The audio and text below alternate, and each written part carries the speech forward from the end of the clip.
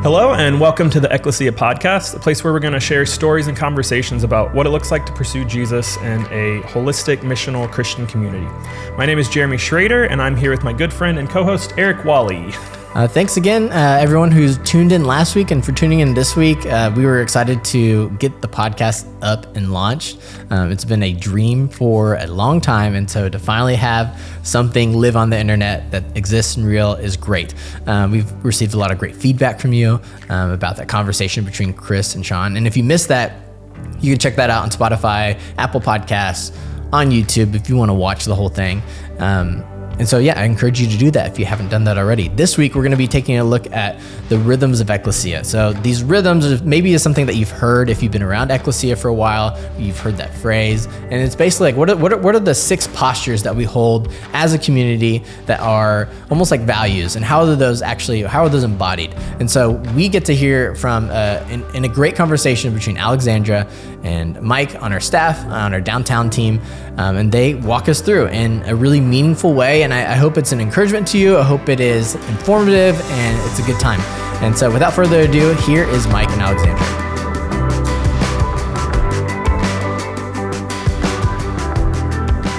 Hi, Alexandra. It's good to see you. So we're in this new endeavor, this podcast series, kind of continuing the conversation that's started in recent weeks on Sundays around this central question: who is Ecclesia? What is guiding us as a community? What makes us distinct in some ways? And so we've been asked to explore what we've come to call the rhythms of Ecclesia, which are these. I think that a lot of churches, you go to a website and they have like this extensive kind of doctrinal statements. We do not have an extensive doctrinal statement. I think, to my knowledge, we have the Apostles' Creed, and instead we've said, we don't want to be known, for these legalistic kind of doctrinal determinations. Like, these are the things that you have to follow to kind of denote a sense of belonging. Like, this is what you have to believe to have a place here. Instead, we've come up with these core rhythms that say this is the kind of community that we hope to embody. That this is what this is the fruit that we would hope is being born within the life of the community. Yeah, I'm excited to get to talk about the rhythms because that was one of the first things that stuck out to me when I first visited Ecclesia. I was coming from a church community that I was like, well, when I go to the next place, I want to find some place that feels like the word hospitality. And so the first time that I walked into Ecclesia, I was like, wow, I feel that word hospitality. And after the service, I got in my car. I was like, what are they about? Let me look at the website. And I found the rhythms. And I saw that one of them was be hospitable among the other total of 6 of them. And I was like, this is a community that feels like these words. And so I think what you're saying of this is something not like we're saying we believe this is our doctrine, but this is who we want to be in the world. And when people encounter our buildings, encounter the people of this community, we want to be able to feel these rhythms. Yeah, absolutely. And it's something that we honestly haven't done a great job historically of continuing to re-articulate and reinforce. You mentioned it's kind of hidden away on the on the website. So it's something that and this is part of it, is centering that back into the conversation of who we want to be. And even when we talk about the rhythm, something I was thinking about as I was driving here today, I think it denotes a sense of a cadence. There's kind of a pace of life that we hope to live. And, when you think about when you have an irregular heartbeat or an irregular breathing pattern, it's a sign that something is out of whack. It's misaligned. And so these are the rhythms, these things that become guiding principles of if my life is showing these things active, then I think it displays a certain amount of health and centeredness and integration that might be kind of scattered otherwise, or a sign if these things are kind of lacking. Like these can be an invitation to kind of engage with a renewed thoughtfulness.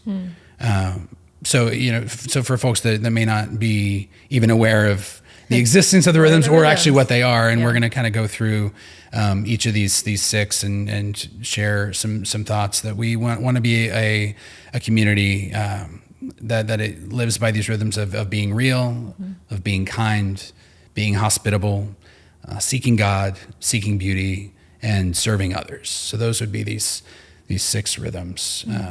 So I guess we can just be real. Get into it. Be real. So what comes to mind for you when we think of it in those terms? It like most pointedly comes out in the question like, oh, how are you doing today? And I feel like a lot of the times the question and the response to that is, oh, I'm doing good, thanks. Like, I'm fine. How are you? Great, good. That when we come into the doors here, like I know that when I ask that question, like I want to hear a real answer, and people are going to give me a real answer, like I'm really exhausted, or this happened last night, or me saying like, okay, let me pause and actually give you a real response. That being real is acknowledging whatever stage of life that is, what you're feeling in that moment, and then being okay with showing up regardless of what that is, of showing up as your whole self, not just the church self or the picture perfect self, but the one that is a complex human being that has ups and downs in life. And when I encounter you today, like maybe you're not at a super high, maybe you're at a low, but that I think is a cornerstone of this community, that there's an authenticity of being real that is core to how we move and interact in the world. So what does it mean to you?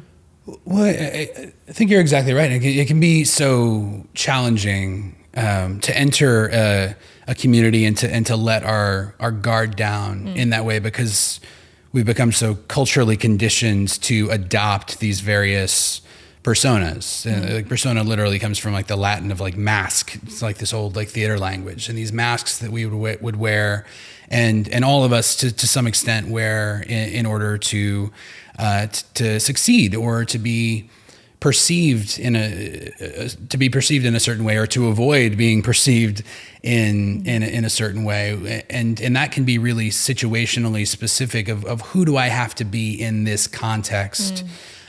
In order to I mean, ultimately it's kind of self-serving. It's to get what I want out of this encounter. But I think that, all of us have some experience of eventually like hitting a wall. Like the longer we remain in that false, that place of persona, that projection of self, the more our, you might call it a shadow side, is kind of running the show.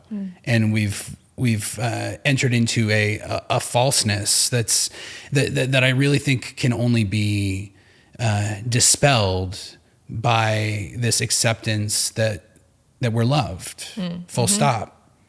That there's nothing I have to do to earn it. There's nothing I can do to lose it. That God loves me, and that we can meet one another with that same sense of reality. It's like, I don't have it all together, and I've got all manner of questions and doubts and trials. And so when you ask me like, how's it going today? Like I can actually say, like, I'm really going through the ringer right now, and we can meet one another with a greater sense of compassion and empathy in that space. Yeah, I think exactly what you're saying of like, we are loved. That I think there are other Christian contexts that I've been where you have to earn God's love, or to win God's love, or to prove that you deserve it. But for me, like, I think it comes down, being real comes down to the fact of why can we be real? Because God is love and we're God's beloved. And that when God extends that to us, we can extend that to ourselves, and then we can extend our full self that is loved to other people. And that love just flows in being authentic. I think that spills over into how we interact with each other and provide space for people to show up as themselves, because it can be really hard to say, this is where I am in this particular moment, and trust and hope that the other person is going to meet you with like, thank you, this is where I am in this moment. Yeah. And that's a perfect segue, I think, even to this next rhythm of kindness. Yeah. To being kind, which I think in our cultural moment where there is so much division and vitriol and existing in opposition to one another, that is so much at a premium. So when you, what is your connection to this specific rhythm in terms of kindness, kind of coming out of what we've already begun? Yes. I think to me, I feel like it's most embodied being kind in how we talk about and interact with the kids in our community. I know that oftentimes we'll have kids crying in the back of church on Sunday, and whoever's preaching will stop and say, you know what, that is a sound that we love. We love our kids. And when we see them, we get down on their level. We talk to them as whole beings in kindness and love. And I think that is what encapsulates be kind to me, is how we seek to care for our kids. And when we do that with our kids, we can then do that with each other. But I think it's just choosing to show up in those moments of extending extra grace to people, extending extra amounts of space to say, hey, we might not see eye to eye, but the bottom line is I'm going to choose to be kind to you.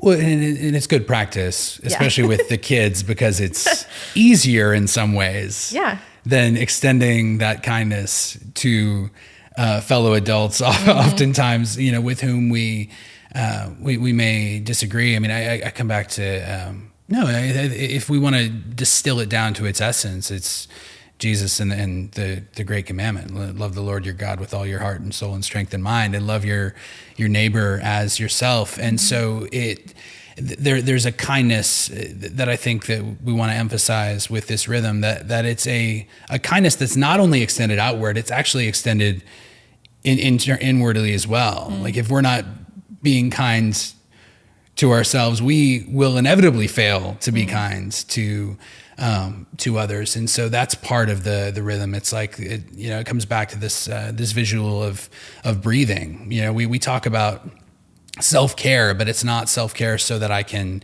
isolate and distance myself from others or only seek my needs. It's actually self-care for the sake of the kindness, the service, the hospitality that then I get to extend toward others. That is a well that is very quickly exhausted if there's not both of those components in play. Yeah, I think just kind of a bit of this rhythm, but also maybe into the next one, is that we're in a community. We have 3 campuses. We're really diverse in those campuses, as well as who is in the room at any given time on one of those campuses. And I think, to speak to your earlier point of the climate of our world and how I think a lot of things are really black and white and divisive, that we seek to be a community that holds the tension of bringing people into this place of finding that what unity can look like, even if some people are grieving the same thing other people are rejoicing. But how do we, when we see things from very different perspectives, how do we still show up with each other in community, and the center of that be kindness and how we treat each other? And you brought up a really important word there, is that it's a choice. I have the choice to extend kindness, and it's, it is I think with all the rhythms have a sense of this, that it's decentering ourselves in the narrative. I am not the center of the universe, and every individual that I encounter today, I don't know the nature of their story and their circumstance. But if I believe what we say we believe, then I believe that person is an image bearer of Christ, and I can choose kindness in that way. And I have to catch myself of being prone to, kind of going throughout the day and failing to regard others as such. There can be a default to a kind of anonymity and a lack of engagement. And I think that that's just as corrosive in the long term as conflict is failing to, truly just even lift my eyes to see the other image bearer right in front of me. And that's a reminder for me that that's a choice that gets to be played out, not just one time, but literally throughout the day in every encounter, in every setting. I think a way that we as a community seek to do that intentionally is by being hospitable. And we do that a lot with like food and welcoming people into our spaces. What does being hospitable mean to you? Yeah, I mean, you've already mentioned the word a couple times. Creating spaciousness. Like it's a place of welcome, and yes, we do that really well around meals, and it gets around talked about often. But I think at its core, it's really about what it is to welcome the stranger, because when we do that, they cease to be one, and I love that's a core part of our ethos. It's something I talk about with my kids often, is that, that they would be the ones that include, that they would be the ones that extend that welcome and ensure that no one is left out, because this has been the story of God's people throughout history. It comes back time and again. You were exiles once, you were strangers, and if accepting that reality, will we lose the sense of that exile and having been othered and denied, because now we're in a place of comfort and control, or all the more are we then called to be a people of radical welcome? Yeah, and I think especially coming out of the last few years with COVID, I know my husband and I, Lucas, before we knew COVID was going to happen, we're like, our goal this year is to invite people into our home and to practice this hospitality. And then all of a sudden we're like, well, there goes that goal for this year. But looking at what hospitality can be in terms of inviting people into a space and also stepping into other people's space and kind of stepping out of that comfort zone to share. Like Houston has so much food from all over the world, and there's so many little pockets of culture and community all throughout our city that we can find ways to share a meal with people. And to I think Chris says this often, is that it's really hard to hate people that you share good food with. And I think that goes back to being kind, but also finding what is something that we can share together. We're all human. We all need to eat food. Like, this is something that we can do to get to know each other, to hear each other's stories. And in the process of eating together, hearing stories, that is where community starts to form. Yeah, absolutely.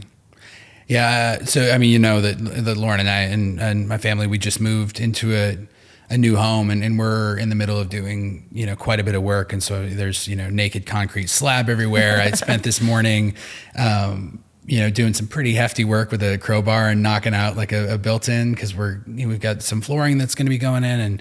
And I have to remind myself that these aren't just about cosmetic improvements. Like this is about what, Lauren and I really hope for this home, and what we hope for all of our community, that we have these, and it extends to our building. Like this, we don't believe that this building is meant to just be used on a Sunday morning, but it is a gift from God. And if so, then there is an invitation 7 days a week to create a sense of welcome, of belonging, of peace and serenity and respite, that can be a blessing to others, especially those who have, for so long and so acutely felt displaced and marginalized.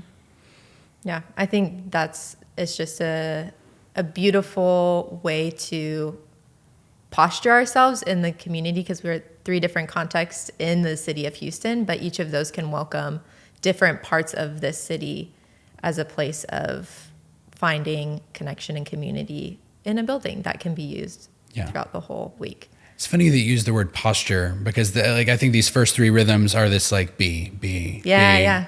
this sense of like this is something that's that we want in our heart that then is extending toward others, and the third, these other rhythms have a more kind of active component to them. So let's kind of shift to this next one, seeking beauty, which in some ways sounds like the most like simplistic of the six in some ways.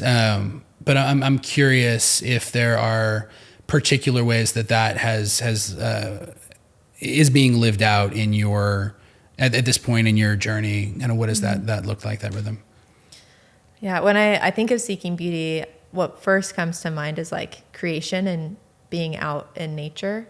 I think seeking beauty is noticing that, or being really intentional about noticing things, because life can go by really fast. And we talked about like being really fast, but also like withdrawing and being isolated, that in both of those spaces, I think it's hard to notice what's beautiful. And so for me, I think seeking beauty, I find it most when I can slow down. And for me, that's in nature and seeing that God shows up in creation all around us. So I love, if you're familiar with the Eastern Glades in Houston, that's a really beautiful spot that I love to walk around, because there's just like all of the busyness and cars just kind of go away. And it's a place to just notice like, oh, birds are here. There are frogs. There are butterflies that are flying around. There are little lizards crawling all over the place. And there are trees that are trying to change color, except Houston doesn't really have a fall season. But there's just all of these different moving parts that in all of that, there's an opportunity to say like, wow, this is beautiful. And I'm stopping to actually notice and spend time noticing that there is beauty here.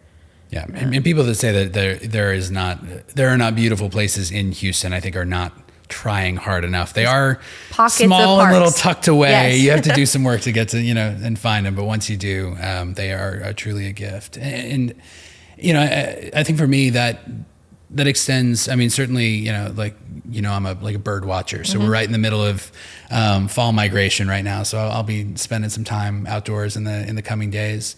But I think that the ways that we celebrate the arts in this community, and we have our gallery walls that rotate, and we have the ways that we engage in the seasons of the liturgical calendar, and the ways that we'll have that coming up in Advent with prologue, just like we do in throughout Holy Week in different ways of how we narrativize the Good Friday story.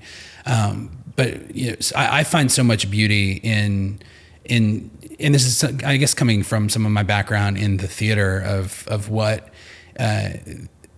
this work of collaborative storytelling, and what happens when a lot of differently talented artists and technicians and visionaries and performers all come together for the sake of telling a story. It's no secret that I love movies, above all. And I come back to the Roger Ebert quote, the great departed film critic, that says that movies are a machine that generates empathy, specifically because it invites you into all of these narratives and stories and places and voices that I wouldn't have access to otherwise. And I find so much beauty in that, because I going back to that like decentering piece, I think it puts me in my proper perspective of humility, that our relative smallness. I think about the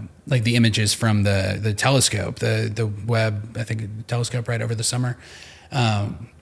These incredible images from these vast unseen galaxies, and in that place, I think I'm brought into a place of awe, that in the expanse of the universe, there is this awe that comes with the fact that God made this place and these people, and these great foods that we get to share, and these places that we get to enjoy, and all of these things that I believe on their deepest level are these gifts meant for us to to discover and to cherish, and not just to cherish and hoard, but to share, to say, look at this. This is amazing that we get to partake in this level of beauty at all levels of our kind of sensory experience of humanity. I know we're supposed to keep this short, so we're going really long. Yeah, but you're talking about awe and just like you talked about kind of beauty and diversity is what I heard a little bit. And we talk about kind of the importance of diversity of voices at Ecclesia.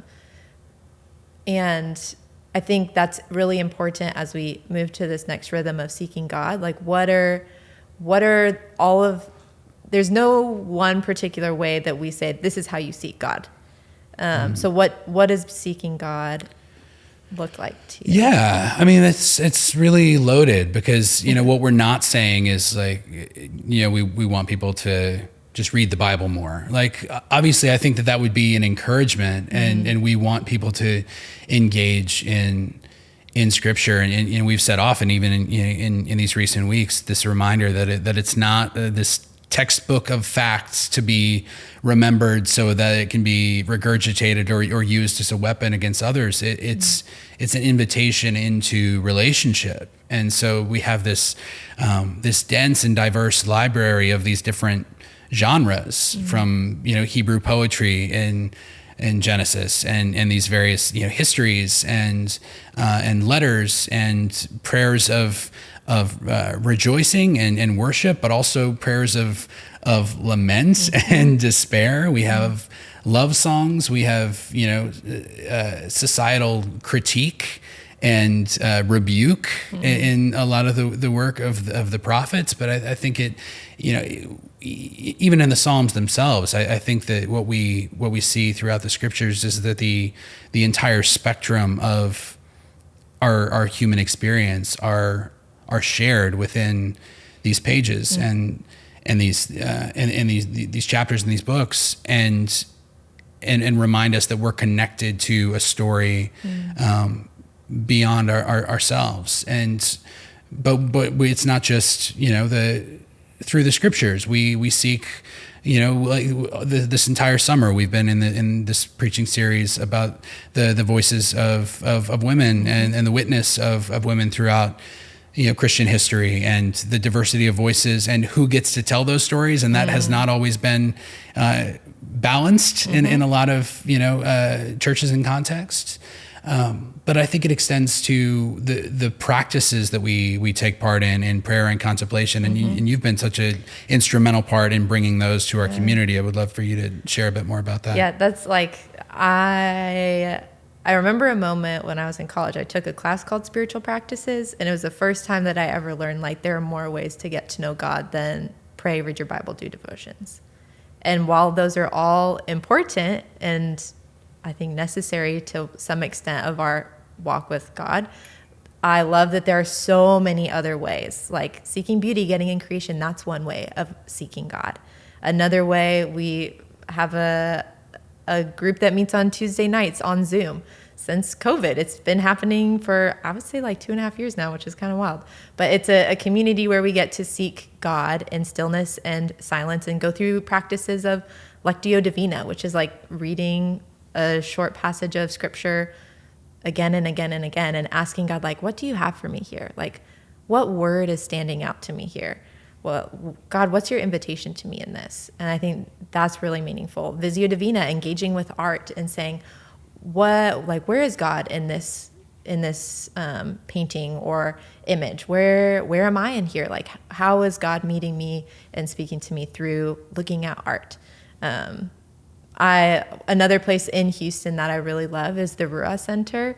That's a place that we've been able to partner with for our staff to provide space to care and spend time with God for extended periods of time, but also to invite our community into spending a day of silence and prayer and figuring out, like, okay, let me walk this beautiful ground that's hidden in the middle of Houston and engage with a walking path on the ground, a labyrinth of just walking with God in the grass, or doing art and figuring out, like, let me put this puzzle together, and like, how is God speaking to me through putting these pieces together? Maybe something in our mind or body sparks. And so feel like I could talk about this one forever. Yeah.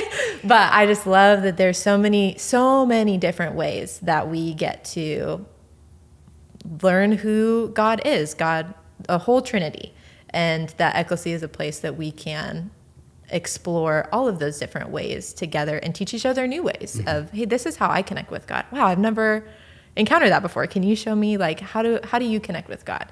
And that's a place that's a part of our storytelling and inviting people into that. So I love the Ruar Center as well. I always love watching other people when we get to make those invitations to these kind of silent retreats, because you can tell that the people that immediately just tense up, that like this sounds like an absolute nightmare to be brought into a couple hours, let alone a day of full silence. But what you realize really quickly in that space is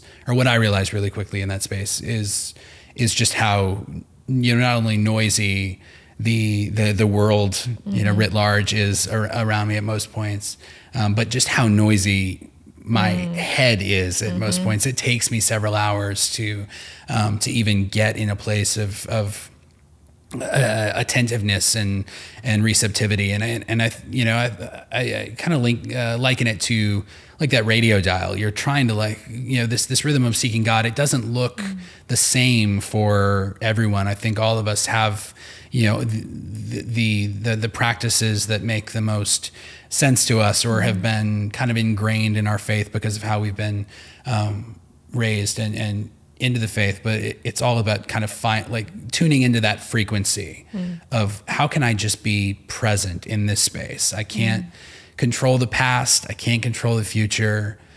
God, how can I be with you now?